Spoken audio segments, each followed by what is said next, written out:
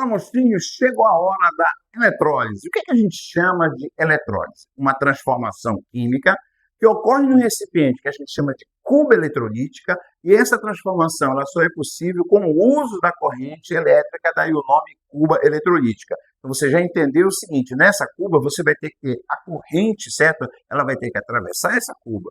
Mas como é que isso funciona? Bem, primeiro, obviamente tem que ter um gerador para a questão da corrente elétrica. Você tem aqui, pela convenção, o polo negativo e o polo positivo.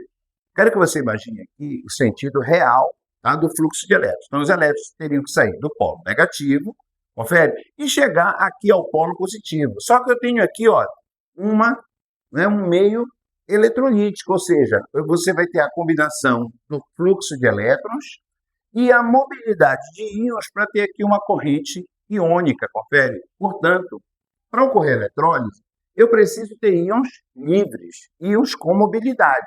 Esses íons, uma vez livres, portanto, com mobilidade, então tem que ser uma substância iônica em fase líquida, ou uma substância que, ao se dissolver em água, você tenha uma solução eletrolítica. A corrente elétrica vai provocar transformação nesses íons, uma reação de oxirredução, tá certo? E vai formar novas substâncias, o que nós chamamos de produtos. Então, através da eletrólise, você pode produzir substâncias simples, como gás de hidrogênio, como cloro, como flúor, como bromo. Também pode fazer obtenção de metais, como sódio, potássio, alumínio, além, por exemplo, de produzir algumas substâncias compostas, como é o caso da soda cáustica. Muito bem, como é que funciona esse esquema? Vamos simplificar isso para você. Então, eu tenho o fluxo de elétrons, beleza? Esses elétrons que saem do polo negativo, ó, o polo negativo, certo? Aqui também. Então, você tem um fluxo de elétrons aqui. Como os elétrons chegam aqui, eles se acumulam. Por isso que eu vou chamar isso aqui de polo negativo, beleza?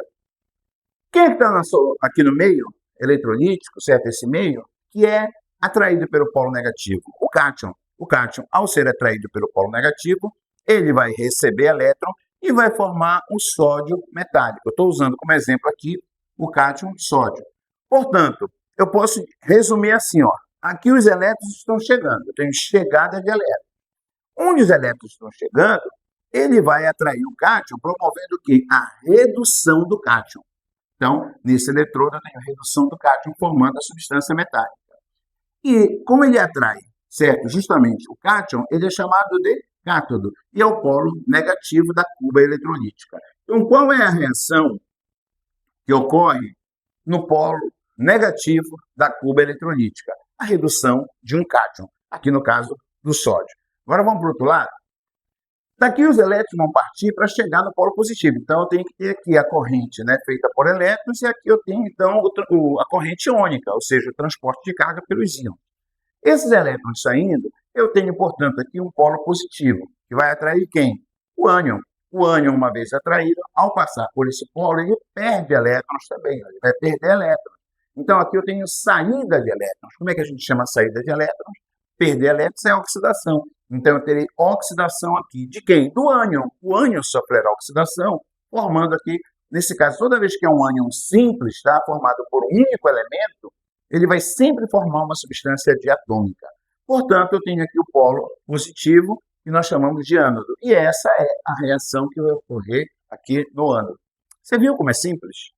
Para resumir tudo isso, quando eu tenho uma substância iônica e os íons têm mobilidade, digamos, o cloreto de sódio em fase líquida, a ação da corrente elétrica vai provocar a redução do cátion, ó, ele é mais um, né?